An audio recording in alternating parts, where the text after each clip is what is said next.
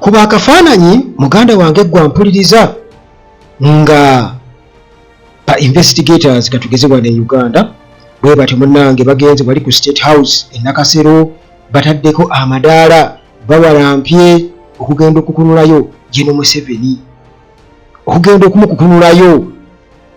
Kaakati munnange bino nga bwe mbikubuulira byabadde mu ggwanga wali erya South Korea munnange President Yoon Suk ono nno munnange ba investigators bwe batyo kigambibwa okuba nti bakozeseza amadaala munnange okulinnya ekikomera eky'amaka ge oluvannyuma munnange olw'okulemererwa okulabikako ku impeachment trial ye. Kati gwe muganda wange ampuliriza kuba akafaananyi nga Owiny Dollo ono waffe gwe tulina wano Ssaabalamuzi ali wali mu kooti enkulu balindirire General Museveni ajje ababuulire lwaki yayisa ekiragiro katugeze standby class 1 lwaki yakiyisa lwaki yeetuminkiriza n'akiyisa kubanga eri ewaabwe muganda wange balina okuyita mu mitendera so si wano nti pulezidenti alagidde oda ya jeshi nedda eri ewaabwe biyita mu mitendera. Kakati Owiny Dollo ali wano mumuleete Museveni mumuleete. Museveni ali Nakasero yeekukumye obadduse lwakitula yeekukumye abasajja bagenze okubeera nga bamunonayo. Kati amagye gaawo gagezezzaako okubakagamba abakuumi baawo bagezezzaako okubeera nga bagira naye nga tebakkirize balina ofulumya essasi yadde. Abasajja ne batuuka n'oteeka amadaala ku kikomera ky'e Nakasero ne bamukwata jeeke ne bamuyisaawo ne bamutwala nti wuuno. Kakati ate n'atasookera awo n'asookera katugeze Kiguli ne bamubuuza kati kijojiwa ebibuuzo nti kiki lwaki wakola bwoti lwaki wagira bwoti. Oluvannyuma ne bamutwala maaso g'omulamuzi asobole okubeera nga munnange asomerwa omusango ogw'okuyisa ekiragiro ng'ekyo martial law nti gavumenti ey'abantu agijjewo ateekewo amagye ge gakola ki ge galagira buli kimu. Muganda wange naye wano Uganda kisoboka Dollo Dollo save my job muganda wange munnange wetwogerera president owa South Korea Yoon Suk bwatyo munnange ba investigators bamaze dde okubeera nga bamukwata. Ba investigators kitegeeza nti abanoonyereza kitegeeza nti eri babeera bamutawaana nnyo muganda wange ye ate amateeka bwe gaba gakola. Kakati munnange bano ba investigators bamaze dde okubeera nga bakwata president eyaggiddwamu edda obwesige Yoon Suk owa South Korea era nga munnange ono omusango oba kye bamulanga ensonga lwaki agibamu obwesige lwakubeera nti munnange yaddira n'ayagala akakaatike endowooza ze ku ggwanga erya South Korea bw'atyo yakeera ku makya n'alangirira martial law era nga munnange mu kulangirira martial law ate munnange National Assembly ey'eggwanga eryo neevayo n'ekiwakanya. Martial law mu bufunze kitegeeza nti enkola oba enfuga ey'abasiviliani evuddewo. Kati ate amagye gaba geddiza obuyinza buli kimu ge gabeera gakikola nga mutambulira ku nkola y'amateeka g'amagye. Tewali munnange civilian rule eyo aba agiggyeewo, amagye gaba geddiza obuyinza bwonna. Kibategeeza munnange National Assembly bwetyo n'ekigaana. Kitinda ekyaviirako musajja mukulu ono okubeera nga ayisa martial law eno byonna tugenda kuba tubiraba naye munnange nga nkuyitiramu Joint Investigation Headquarters bwe batyo abayisa ekibaluwa kibakuntumye eri President Yoon Suk era bakiyisa jjalo nga 15 ku ssaawa 4 n'ekitundu ez'okumakya era ababuyinza nga bagamba bannaye ku Lwokusatu Yoon Suk bw'atyo n'abeera nga ye President wa South Korea asoose okubeera nga akwatibwa nga akyali mu woofiisi. Kakati nga bw'otegedde nti ekiwandiiko baakiyisa January nga 15 kitegeeza wabaddewo kalumanywera era bubadde bwezizingire wennyini okubeera nga akwatibwa. Amawulire aga Yonhap News Agency gano gapostinze nga gategeeza nti Deputy Chief of Korea's Corruption Investigation Office Lee Jae-sung yakulembeddemu okubuuza kajujujuju w'ebibuuzo President Yoon mu kasenge munnange kabayita interrogation room, era nga akatambi ke recordings before nga Yoon tanakubeera nga akwatibwa. Yoon yagambye nti yabadde asazeewo okubeera nga agenda addemu ebibuuzo ku ebyo oba ku martial ye eyalimu okubeera nga eyitamu oba eyagwa obutaka, mbu yakikoze lwakuba nti teyagadde musaayi kubeera nga guyiika, era yagambye nti munnange nasazeewo okurespondinga ku Corruption Investigation Office. Yono nga tutegeeza bw'atyo n'agamba nti naye yabadde takkiriza kubuuzibwa kajujuju by'ebibuuzo, kugamba ng'alaba kimenya mateeka, naye yabadde alina okubeera nga akomplayinga, nga akkiriza aleme kubeera nga ateekawo embeera eyinza okuvaako okuyiwa omusaayi.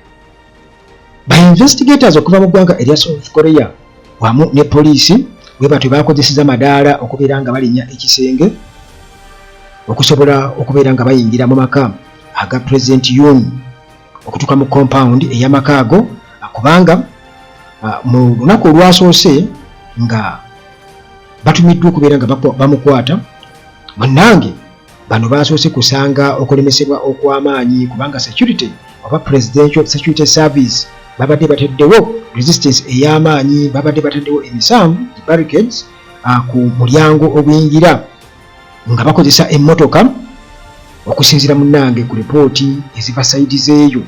Enkumi n'enkumi z'abantu omuli n'abawagizi be, abawagizi ba Yoon bwe batyo munnange babadde bakuŋŋaanye wabweru w'amaka aga President Yoon, ate nga group ey'ababaka ba palamenti okuva mu kibiina ekiri mu buyinza ekya Conservative People's Power Party wamu ne balooya ba President Yoon bwe batyo babadde bakola bwezizingirire okulaba nga baziyiza okukwatibwa kwe, nga bali mu compound bonna munnange nga tebasalikako musale.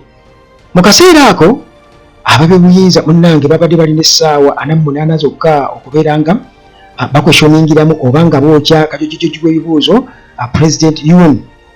Oluvannyuma lw'ekyo okwo kwe bassa okubeera nga munnange bayinza okusaba warrant okubeera nga bamusigaza mu kaduukulu okumala ennaku 20 oba okumuta.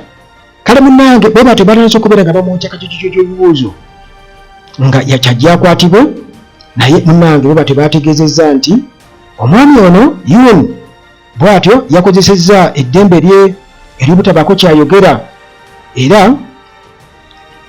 n'asaba n'okubeera nti interview ereme kubeera nga ekwatibwa ku katambi. Kakati olwo munnange aba CIO bwe batyo nga batutegeeza nti bano babadde balina olukalala lw'ebibuuzo era nga luliko pages 200 birambirira, nga bino byonna munnange babitegese. Yoon abiddemu ebibuuzo ebiri ku pages 200 birambirira, naye bano bategeezezza bannamawulire nti tebamanyi lwaki yagaanye okwogera. Kati birina okubeerawo Yoon okubeera nga batuuse okubeera nga bamulumba mu maka ge okubeera nga akwatibwa, kyaddiridde essaawa ntono nnyo okubeera nga bamulindiridde alabikeko ku mulundi ogwasoose okubeera nga bawulira impeachment trial ye ku nsonga eza martial gye yateekawo akaseera akatono ye kennyini gye yalangirira ate n'agijjawo Desemba nga 3. Kati bw'atyo n'alemererwa okubeera ng'alabikako munnange mu kooti nga bawulira impeachment trial ye. Okukwata President Yoon tekyabadde kyangu nnyo, era kiteeberezebwa okubeera nti abasirikale ba poliisi abali mu 100 be babadde mu operation eno ey'okukwata President Yoon okuva mu maka ge, kubanga nkugambye nti bammemba ba palamenti ab'ekibiina kye babaddeyo bangi nnyo okusa ne balooya be. Kakati munnange batutegeeza nti Corruption Investigation Office esobola okumukuuma, yabadde esobola okumukuuma essaawa 8 era nga olwo nga zimaze okuggwako balyoke basalewo, kubanga nti n'okutuuka ku point eyo kumukwata obukwasi tekyabadde kyangu. Kakati olwo basalewo oba bamusigaza oba okusaba warrant basobole okubeera nga munnange bamusigaza mu kaduukulu. Tekinabeera kiriya oba kino kinaabaawo oba nedda oba kyetaagisa, naye nti bagamba nti engeri kiki nti munnange n'okutuukaawo wokka bwe batuuse nti tekibadde kyangu nnyo. Kati n'okusalawo kitegeeza balina okusalawo mu ngeri etajja bakosa nti singa babeera bamwetaaga oba bamukumira awantu nti bajja kuba bamufuna ewatali kulemesebwa, kuba abantu babadde batandise dde okubeera nga beekalakaasa. Kati yuno teyabaddewo mu kuggulawo impeachment trial ye mu kuwulira okugibwamu obwesige ku lunaku olwokubiri, era Constitutional Court eya South Korea yo yabadde ekakasizza ng'etegeezezza nti yuno kennyini alina okubaawo obuliwo so si kutuma butumi, naye okuva lekini nti munnange kati bamulina mu 5 katusuubire era basuubira okuba nti bw'atyo agenda kubaawo mubuliwo kubanga be bamulina era be bajja okumwetwalirayo. Ekikwekweto ekyakoleddwa ku lunaku olwokusatu kye kyabadde ekyokubiri nga ba investigators bagezaako kubeera nga bakwata Yoon ku kibaluwa kibakontomye ekyayisiddwa. Mu kusooka munnange babadde bagezaako kubeera nga bamukwata era kyabatwalidde ebbanga ddene nnyo wakati w'ab'ebyobuyeeza wamu ne security ye nga Yoon security team ye wali mu maka ge mu compound ye ku ntandikwa y'omwezi guno gwa January. Munnange okuva ku olwo Yoon abadde mwegendereza nnyo nga talabikako era ng'ali mu maka gaago agasangibwa ku kasozi waggulu, munnange nga atyamba okubeera nti akwatibwa. Kakati era n'alemererwa n'okubeera nti nno agenda mu kkooti okuwulira ensonga z'okumuggyamu obwesige ku lunaku olwokubiri ku makya, ekyaleeteddwa okubeera nga bongezaayo okuwulira ensonga ezo. Balooya be bo babadde munnange bakakasa nga bagamba klanti waabwe yabadde tasobola kubeera nga abeerayo mu impeachment hearing mu kkooti nti munnange kino kyabadde kisobola okubeera nga kimulemesa okubeera nga yeeyabya oba okubeera seefu okwogera nga talinaako kyeyeraliikirira kubanga yabadde akitegeddeko nti ab'ebyobuyiiza baagala kubeera nga bamugombamu obwala. Kakati olwo munnange okuwulira okujja obwesige mu President Yoon kwazze oluvannyuma lwa National Assembly eya South Korea okubeera nga balonze December 14 nti President agibemu obwesige olw'okugezaako okubeera nga akakaatika oba ateekawo ku lukujjukujju martial law, etteeka eritegeeza okubeera nti nno obuyinza bwonna obw'amateeka bwe babuze mikono gy'amagye.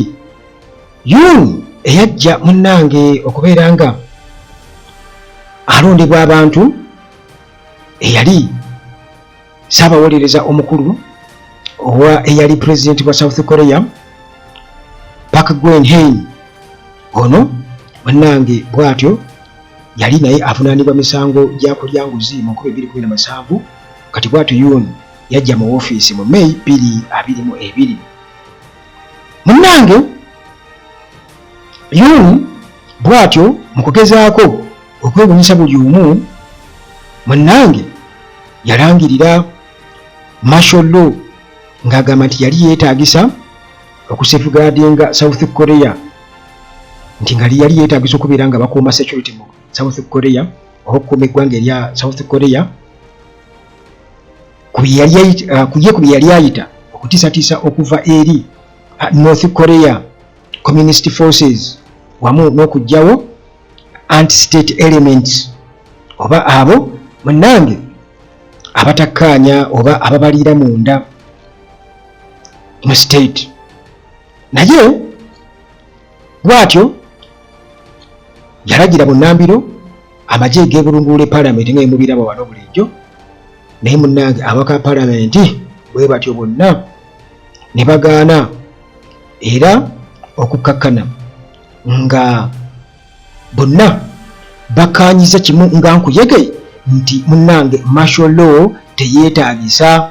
Kakati yuuni bw'atyo yakakibwa nga amaze okulaba nti ebintu tebitambudde bulungi, Paalamenti ebigaanye, bw'atyo munnange n'asalawo ali ebigambo bye martial law agiggyewo nga wakayita essaawa 6 zokka, naye already yali amaze okubeera nga ateekawo embeera ey'obunkenke mu byobufuzi ebya South Korea.